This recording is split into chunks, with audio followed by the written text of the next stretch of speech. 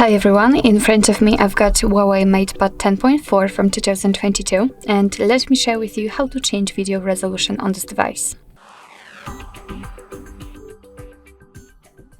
So first of all, let's open the camera app, and in this model we do not have to switch the modes, so we do not have to enter the video mode.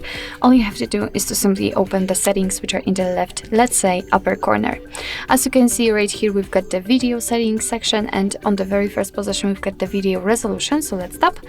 And basically we've got only two different options from which we can choose. We've got 1080p option applied and 720p. So if you want to switch to the 720p, all you have to do is to simply tap on it, and as you can see, it will be immediately applied. As you can see, it is also visible right here, which means that from now on your device will use the chosen resolution to record videos.